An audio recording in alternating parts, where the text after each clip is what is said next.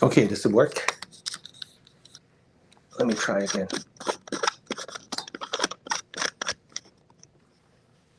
Okay, anyone here? Yeah, it looks like there was some technical issues, but should be resolved by now. Now, what I have here tonight, we have Joy Look, the honorary legal consultant for Action Action World and also Action Voice with me, and we're going to talk about defending Jimmy Lai, not too much in a legal sense, but more from, for me at least, is from a human perspective of looking into the case of what Mr. Lai has contributed to Hong Kong. But Joy will add some color to it by looking into some of the specific clauses under the NSL, National Security Law. Now, as most of you have known, that Jimmy has been in prison, first under detainment, and then he was sentenced for illegal assembly, and also now the verdict was passed just this past Saturday on the misuse of the so-called Apple Daily compound. The charges of fraud, and then he was sentenced for another 5 years and 9 months based on a commercial case. So it's more than surreal to see Mr. Lai has been in prison for almost 2 years, and now with this new sentence, and this is not the NSL case yet. Now the secession case, actually, the court case will resume on Tuesday, coming Tuesday, meaning tomorrow. And Jimmy, it's already 75 years of age. So with these two sentences, the illegal assembly for the candlelight vigil, and also the so-called misuse of the Apple Daily compound, by the time the sentence is finished, he'll be over 80 years of age. So I guess we come with deep sorrow and sadness to see how the court has passed this judgment. And I want to talk to Joy today about what's going to happen tomorrow, because it seems like the Hong Kong government is trying to ask the National People Congress Standing Committee to get an interpretation of a clause under the Basic Law, which is inside the Appendix 3. So, Joy, maybe I just pass the time to you. Yes. Maybe speak a little bit louder. Okay.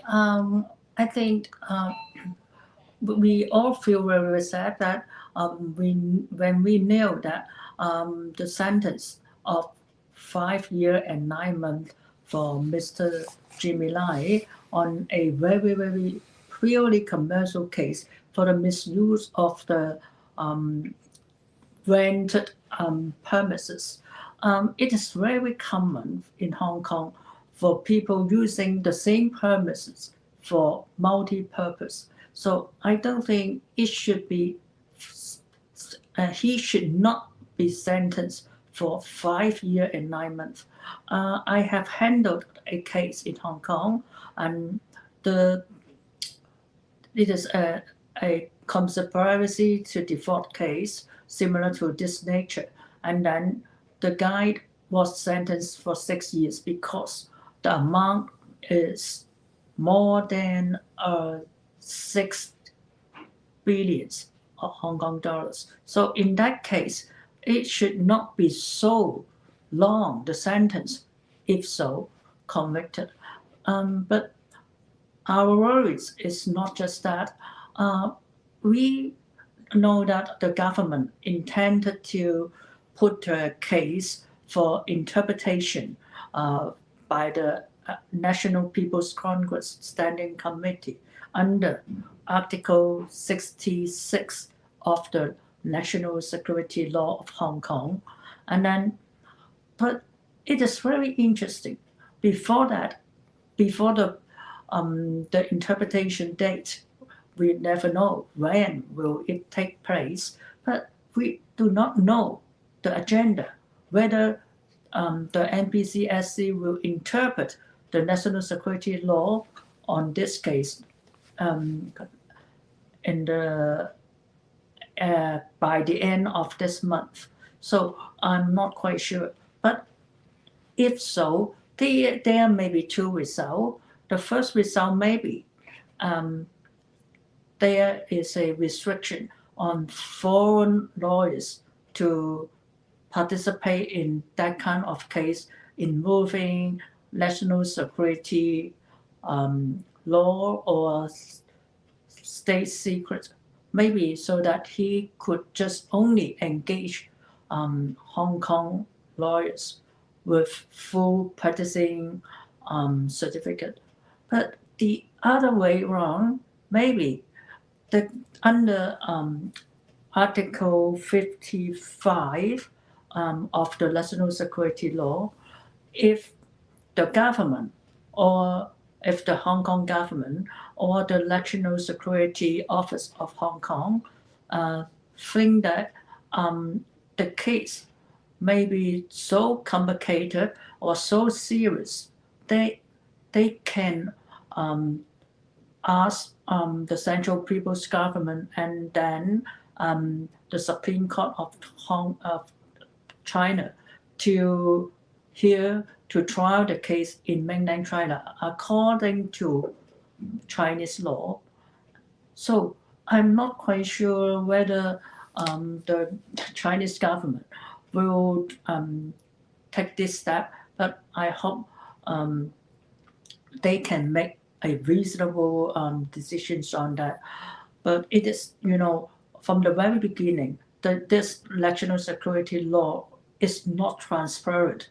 Before its promulgation, the people in Hong Kong have no chance to take a look and to see the details and the sentence and the verdicts of the law, which is not complying with the spirit of rule of law in Hong Kong. So I don't think the national security law is compatible with the Hong Kong system.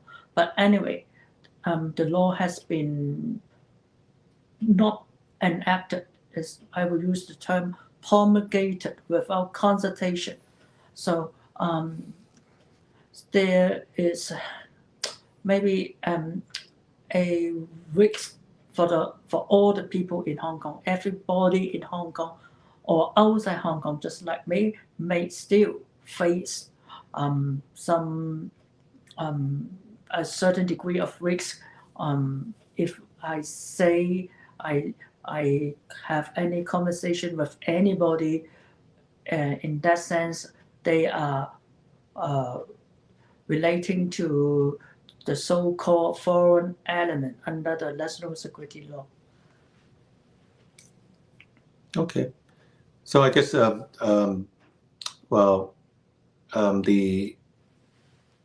court case for NSL will resume tomorrow, Tuesday, right? Yes, but it is very possible that the court will adjourn the trial and then until the decision of the NPCSC.